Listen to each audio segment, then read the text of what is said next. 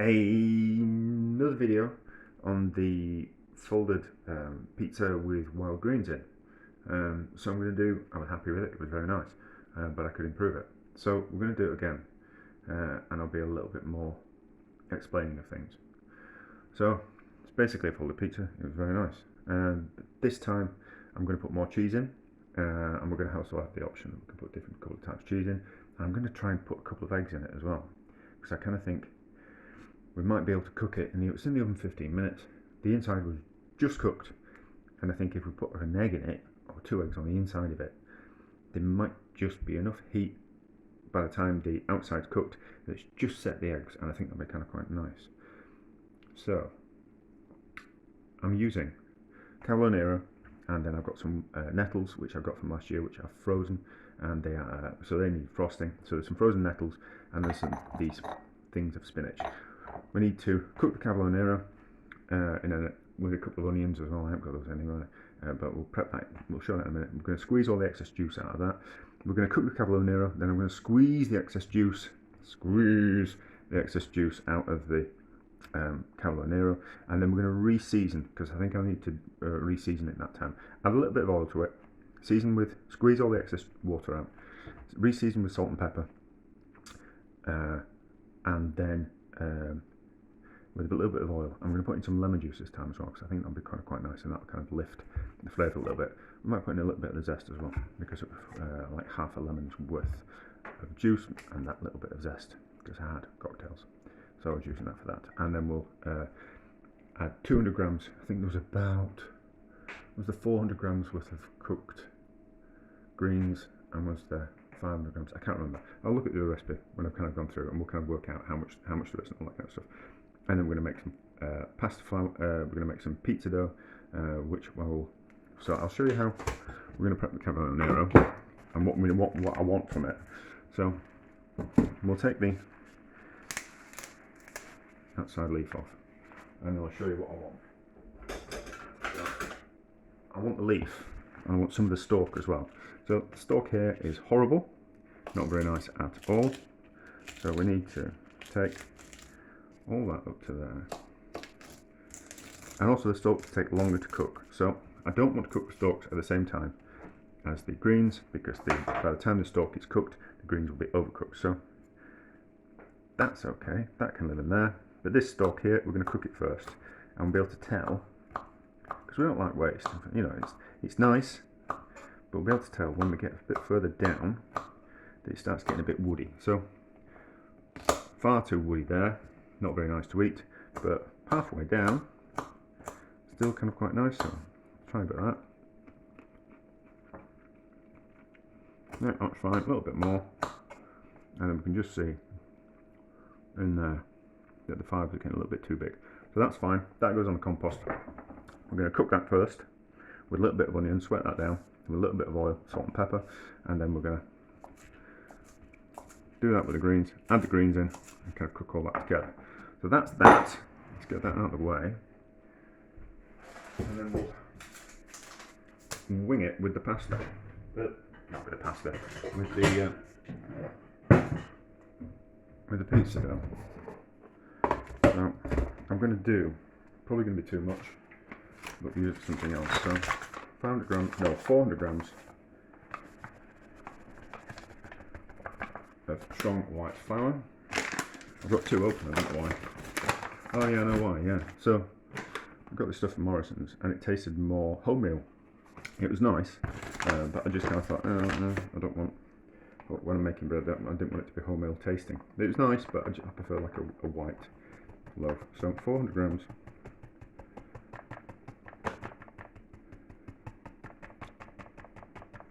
Ish.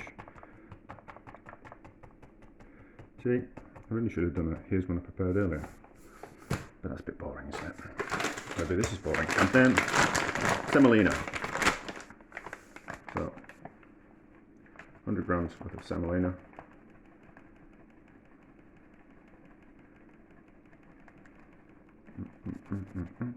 Hopefully there's enough. If there isn't enough, I'll just put a bit more flour in. No, that's enough. Pinch of salt.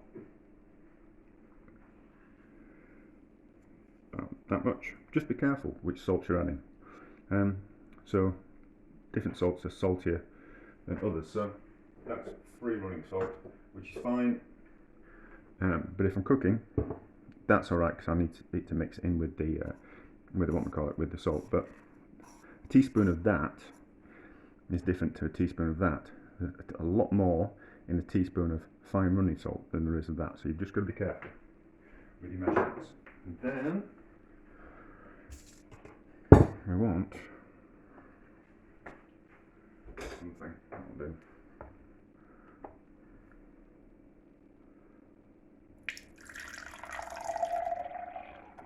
$300 milliliters.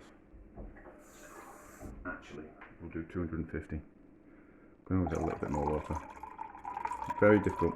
The basic rule is it's easy to add, very difficult to take away. So,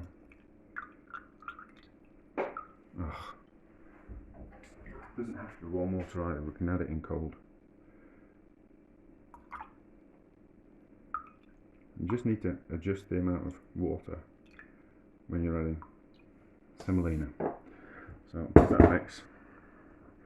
We want the salt not to be all in one place and to kill the yeast on contact. I'm not going to put any oil in. And a packet of dried yeast.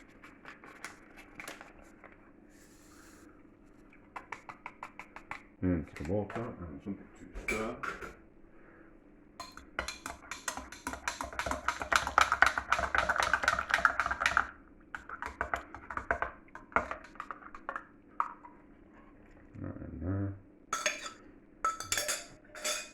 Then what we'll do, we'll give it a quick mix to bring it all together, and if we need to add any more liquid, we can add more liquid, and then we're going to let it sit for an hour, and then we're going to knead it because it creates a better dough.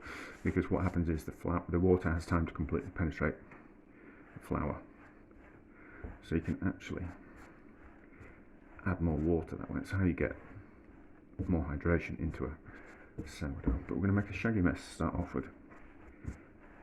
And we're going to leave it for an hour and then we'll knead it and we'll get a much nicer dough. Quite difficult to do that on a commercial level, but if you're at home, I can just mix it and then go off and do something for an hour while it's mixing together, and then the yeast will be starting activating as well.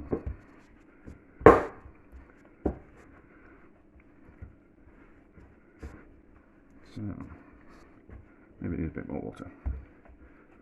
Maybe not. No, I want firmer dough. No, I think that'll be fine. We'll leave that there. Right, cover that for an hour.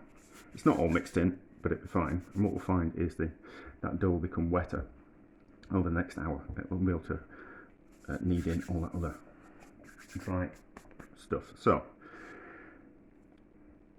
I'll do that. I'll leave that for 10 minutes in an hour's time. Cook all the other stuff, get it all together, and then we'll be at the stage of putting things together. So we'll weigh the greens. And what the way beforehand and what the way after we squeeze the water out of them, and then we get an idea. So then you can use whatever greens you want. It doesn't have to be cavolo nero, it doesn't have to be nettles or spinach. It can be one of them or all of them. So it's 120 grams. Cook that, and then we'll squeeze the water out of it, and then you get an idea of how many greens you need to have to get the right amount of filling, if that makes sense. So the cooked weight is going to be different from the squeezed out weight. Right, I have cooked the cavolo nero just in with some salt and just a little bit of water just to steam it. Last time I cooked it in some oil, but the only problem with that is when you squeeze all the juice out of the greens that you're going to make the pizza out of, you lose that oil as you squeeze it out, and I want that flavour of that oil. So turn that on, that's on 0. So we'll squeeze the juice out just in an old cloth, something you don't really particularly care about. Sorry, there's a background, there's loads of kids playing outside. Well, are they playing or are they just screaming at each other? So just a quick squeeze. Also, these are the onions and the inside of the stalks of the cavolo nero. just the tender ones, and the actual stem from the inside as well. If you just peel the outside off, which is all this kind of horrible kind of stuff, can you see that? There we go. So the horrible stuff on the outside actually leaves a nice tender heart of it, which I've chopped up and I put in there as well and cooked. So squeeze Cavolo, and then you get an idea of, if you're buying the greens beforehand, you'll know how many greens to buy to get the right amount of filling for the centre. And I'll put it in the description. I'll do the proper recipe this time. The other recipe I did was just me having a go at it, but you can always improve things, can't you? Well, you improve things until you get to a stage of where you're happy with. So that's still on. So we now have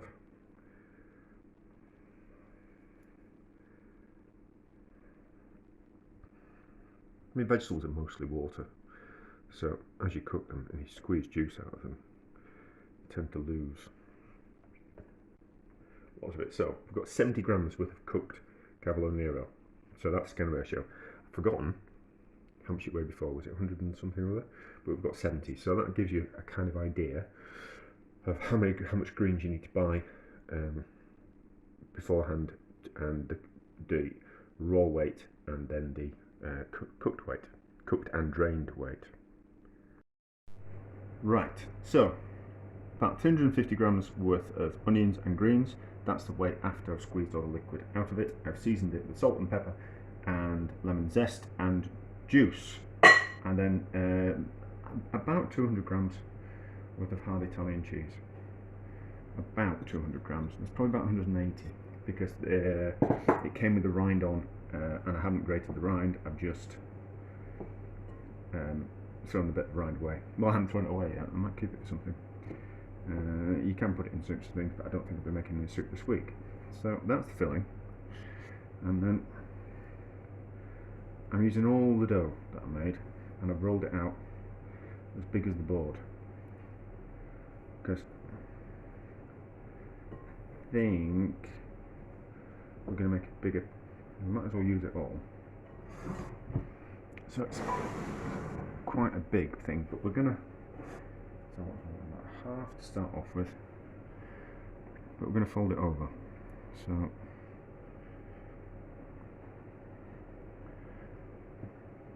about half, and then I've got to decide which way I want to do it. If I want to do it that way, if I want to do it that way. I don't want it too kind of deep. So is it going to be? Can we do it that way? I think it'll be okay. Yeah, we'll do it that way. I'm just, as always, thinking on my feet. So, hopefully it's not going to stick to the board. That, there, that, there, and then put it around that way. And then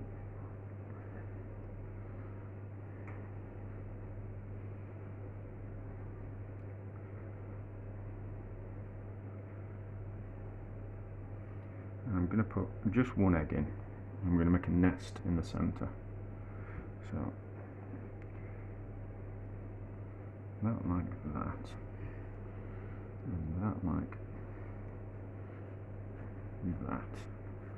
Let's press it down a little bit. Hopefully it's not going to stick underneath, but that won't be a problem. So, and then the last of it here.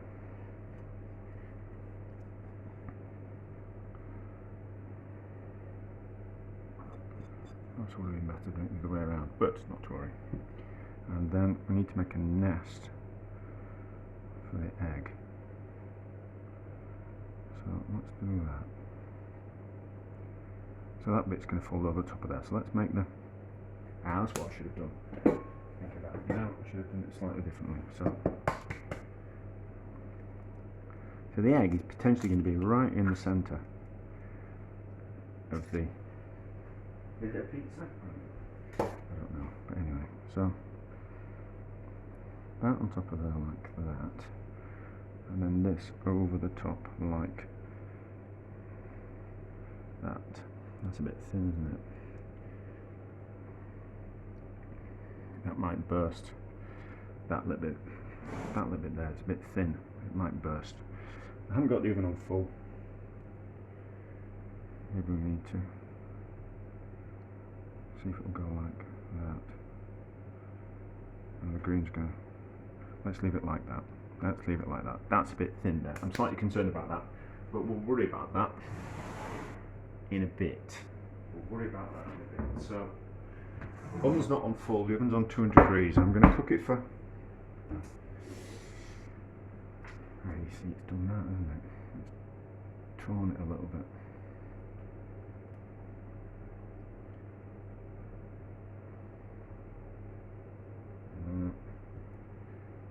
We'll wing it. We'll wing it. We'll see how we go. So the oven's on 200 because it's bigger than the first one I made, and it's got an egg in it, and I'm concerned about it cooking all the way through and cooking the egg. So I think 25. What do I think? Do I think 20 minutes and 20 minutes? No, 25. Let's do 25 minutes and then we'll give 5 minutes resting. So hopefully I can get it off the board without it wanting to rip. So, yeah, okay, that's fine. Let's get this in the oven. 200 degrees, 25 minutes. Let's put the timer on now. And then we'll rest it. Well, we'll have a look at it after 10 minutes, or 15 minutes, we'll have a look at it. And then we'll rest it for 5 minutes and then we'll see how it is. Right, it's had longer than 25 minutes. It's probably more like 45 minutes. But I stuck a temperature probe in, and the dough in the centre was still a bit raw. So I was concerned, and I didn't want it to. Back in the oven.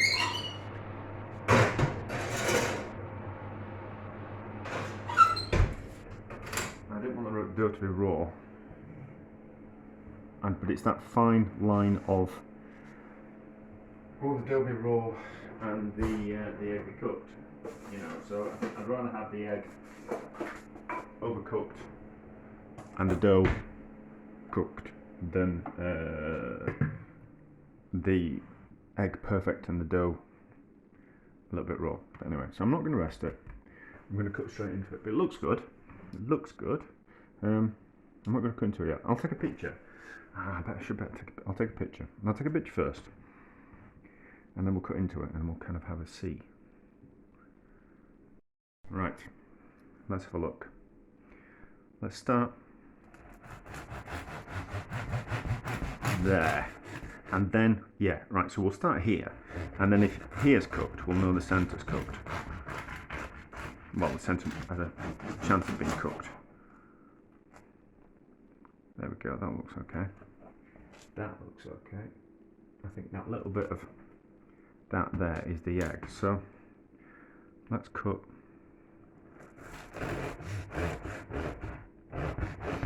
there and see.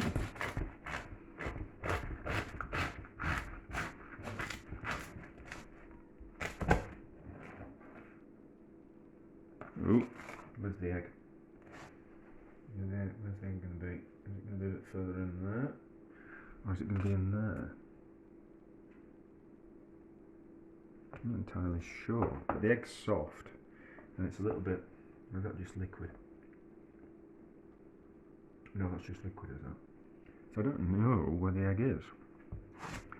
Let's give...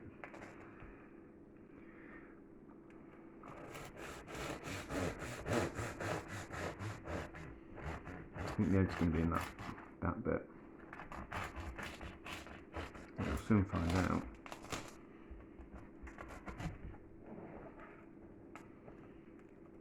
Yeah, I think the egg's going to be in that end bit. I think the egg will be soft. Right, let's go for it. There. Smells good. Probably could get away with putting 2 eggs in. Where's the yolk? Is it in here?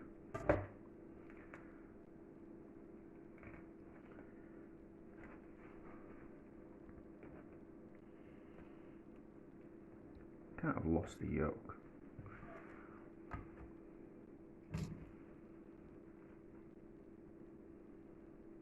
Ah, there's the yolk. The yolk's just there. And it's kind of burst a little bit. So,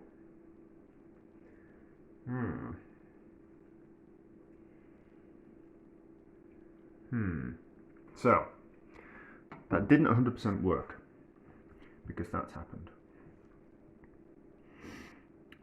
But, I have a plan actually. I have a thought. I know how to get around that. If you don't want to faff with the egg, you don't have to. But I think it's a nice idea. So you could just do the pizza without the egg, because it's going to be a bit of a faff. But I think poaching the egg slightly beforehand and then putting it in the pizza, I think that'd be a good idea.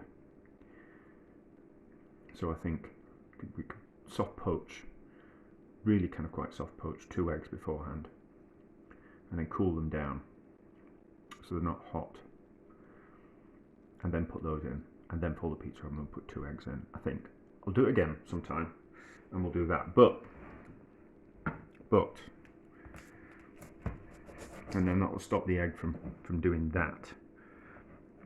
The centre's just cooked. I mean, it's soft. It's a soft yolk, so it wants to work. Maybe that snotty bit there is a little bit too soft, but actually is a runny yolk.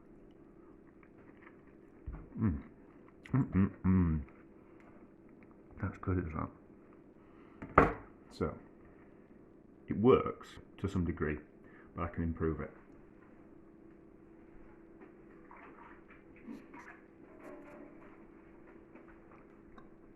That's really good. That's so good as that. But I can do better. I can do better. But yeah, make it like that, but without the egg. Perfect. I don't know why I've got this idea of putting an egg in it, but I can make it work. I can make it work. But a success. So I'm going to view that as a mostly a success.